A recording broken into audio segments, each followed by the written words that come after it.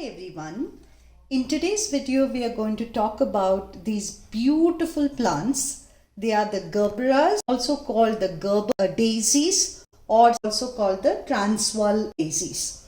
Now these gerberas, they are a genus of plants in the Asteraceae family or also the daisy family. The name gerbera or Gerber daisy comes from the doctor or a botanist who named these plants.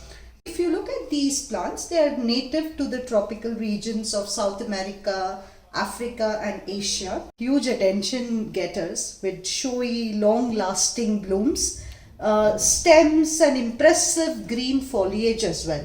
So if you look at their leaves as well, the leaves have the character of their own. Beautiful leaves and foliage. And then you have these long stems. And these stems, interestingly, are hollow inside. Okay, and then you have these flower on the top. If you think of the name daisy, it comes from day's eye, which is nothing but the sun, and that's gotten converted to daisy. With that, you know that these are sun-loving plants. Moving on to the plants itself, these flowers are, I think, in the top 5 of the most popular cut flowers in the world. If you look at the first 4 spots, they obviously go to your roses and tulips and carnations and chrysanthemums. These gerberas are no far behind, and they are in the top 5 category. A few care tips about gerberas. One is in Bangalore, in India especially, these are more available in winter. But these can very easily be grown from seeds as well. So if you are growing them from seed, start them in late spring and then you will have an early winter crop. So outdoors they grow extremely easily because they love the sun, as I told you, especially the morning sun. But towards the late afternoon, they also need to get some shade. So morning sun loving, late afternoon shade loving plants, about 3 to 4 hours of sun per day. In terms of water, they like to be relatively moist, but I wouldn't say very, very wet as well. So what you can do with these is water them deeply once a week or so, and then let the top layer dry and then water them deeply again. In terms of soil, they are pretty forgiving, but they are heavy feeders, which means that you can use relatively any soil that is well draining, but do fertilize them to induce blooms. Now, if you want to grow these plants indoors, once they bloom, you can bring them indoors and they will brighten up your center table or your mantle. You need to remember is if you want them to induce blooms, you need to give them sun. So in this plant especially, you can see the small little blooms popping up. If you see here, you can see the small bloom here. Similarly, there's a small one on the other side as well. Okay, so if you can see the small little bloom here.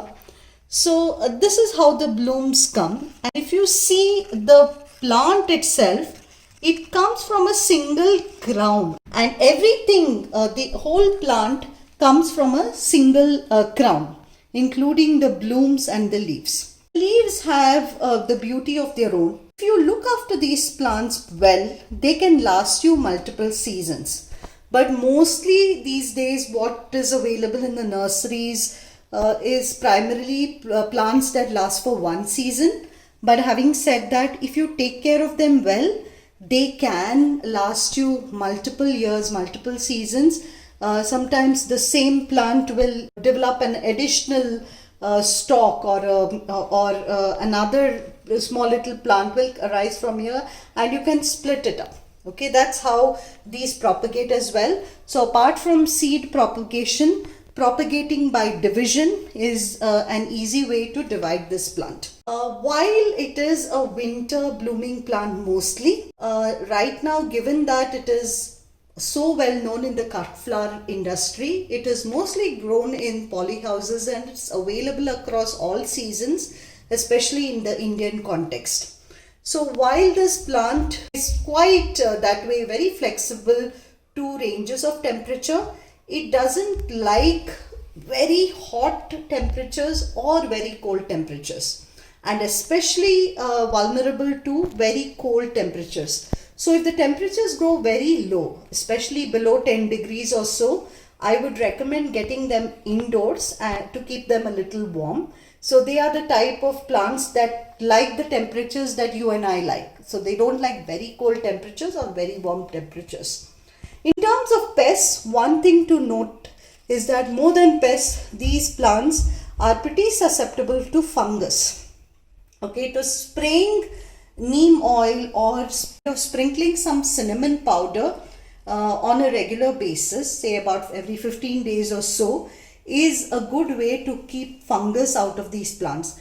Especially with watering, while I water most of my plants towards the late evening, with gerberas I would recommend watering them during the day or in the morning so that they don't have wet leaves, because fungus attacks is one of the most common problems with these plants. Pests, slugs are her favorite, so have to protect them from slugs. They are pretty pest resistant, otherwise they are quite easy to grow. So that's about gerberas. Again, this is an orange color gerbera that I have, and they come in a variety range of colors, from in whites and reds and yellows and oranges and pinks. Beautiful plants that can add a lot of light and life into your garden. So if you don't have them yet, please do get them for your collection, and they are now available in most nurseries. So right time to buy them for your collection as well. So thanks for watching, and if you like videos like this, please do subscribe to the channel. Thank you so much.